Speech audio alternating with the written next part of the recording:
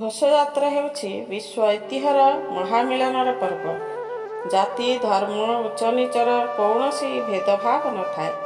ସାମ୍ୟ ମୈତ୍ରୀର ମହାନ ଯାତ୍ରାକୁ ଶ୍ରୀ ଜଗନ୍ନାଥ ହିଁ ପରିଚାଳନା କରି ସେବକମାନଙ୍କୁ ବଡ଼ପଣ ଦେଇ ଏହି ସମନ୍ୱୟ ଚେତନାର ଦେବତା ମାନବ ସମସ୍ତେ ଏକାକାର ହୋଇ କ୍ଷେତ୍ରାଧିପତିଙ୍କର ସେବାଧିକାର ପାଇ ଏବଂ କର୍ମସଚେତନତା, ବିଶ୍ୱଭାତୃତ୍ୱ, ନିରହଙ୍କାର ପ୍ରଗତିର ପ୍ରେରଣା ଲାଭ କରନ୍ତି।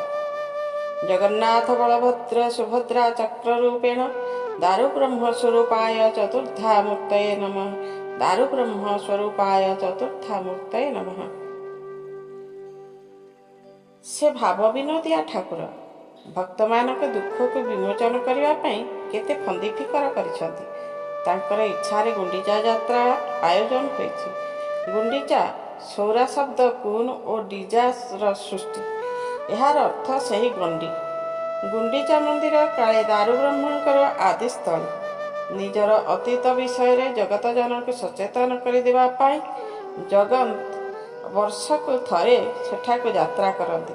ଲୋକଙ୍କୁ ଆଖି ପୂରେଇ ଦେଖିବା ପାଇଁ ସେଭଳି ରଥକୁ ଆସିଛନ୍ତି। ପାଟକ ଆଉ ଫାଟକ ଭିତରେ ଥିବା ପାର୍ଥକ୍ୟର ପର୍ଦ୍ଦାକୁ ଉଠେଇ ଦେଇଛନ୍ତି।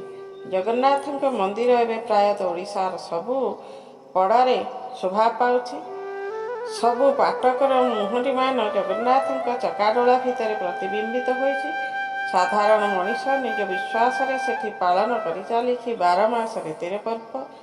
ଜଗନ୍ନାଥଙ୍କ ସହ ଏହା ଆମ ସାମାଜିକ ଓ ସାଂସ୍କୃତିକ ଜୀବନର ମହାପରିଣୟ କହିଲେ ଠିକ୍ ହେବ।